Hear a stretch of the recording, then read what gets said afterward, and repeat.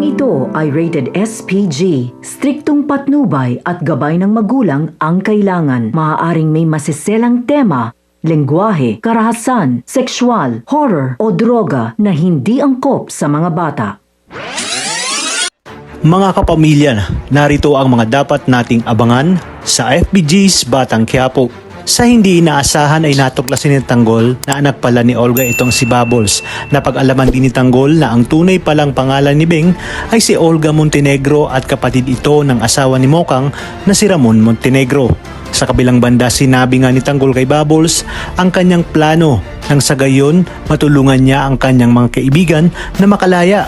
Ngunit sinabi ni Bubbles na hindi ito ganung kadali, lalo pat walang ibang tutulong kay Tanggol, kaya naman iminungkahi ni Bubbles na kailangan nila ang isang tao na handang tumulong kay Tanggol, nang sa gayon umano ay maisakatuparan nila ang mga plano ni Tanggol.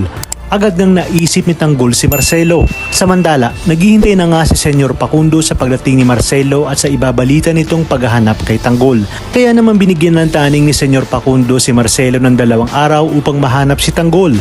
Ayon nga kay Senyor na kung hindi mahanap ni Marcelo itong si Tanggol ay siya mismo ang kikilos, at kung kinakailangan niyang humingi ng tulong kay Ramon ay gagawin niya upang mahanap lang si Tanggol, dahil marami umano itong mga tauhan at alam ang pasikot-sikot sa buong Quiapo. Maya-maya pa nga ay biglang nakatanggap ng tawag itong si Marcelo mula kay Tanggol. Sinabi ni Tanggol na kailangan nilang magkita. Kaya naman dali-daling ibinalita ni Marcelo kay Senyor Facundo na tinawagan siya ni Tanggol at gusto umano nitong makipagkita sa kanya.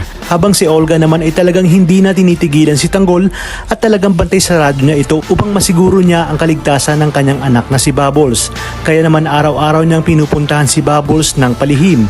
Nagkataon naman na aalis si Tanggol at kasama nito si Bubbles, kaya naman sinundan niya si Bubbles at Tanggol kung saan ito patungo. Laking gulat nga ni Olga nang makita niya kung sino ang kinita ng dalawa. At ito nga ay si Marcelo Macaraig, ang tunay na ama ni Bubbles. Kaya naman kinabahan itong si Olga. Wala ngang ibang sinisi si Olga kundi si Tanggol. Aniya, kasalanan ni Tanggol kung bakit malalapit si Bubbles kay Marcelo.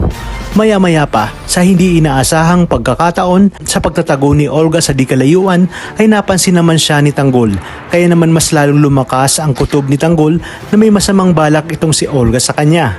Agad naman siyang tinawag ni Tanggol, kaya naman halos hindi malaman ni Olga ang kanyang gagawin. Dito nga ay napilitan na lang siyang lumapit sa mga ito. Laking gulat pa ni Tanggol nang tawagin siyang Olga ni Marcelo at hindi Beng. Sinabi pa ni Marcelo kay Tanggol na ang babae umanong tinutukoy niya noon na nakatagkang pumatay sa kanya noon ay walang iba kundi si Olga Montenegro. Talagang kapanapanabik ang mga susunod na tagpo sa teleseryeng ito, kaya naman sabay-sabay natin itong pakaabangan. At kung bago ka pa lamang sa akin channel ay sana'y huwag kalimutang mag-like at subscribe. Pindutin ang notification bell para updated kayo palagi. Maraming salamat sa inyong panonood at hanggang sa muli, kapamilya.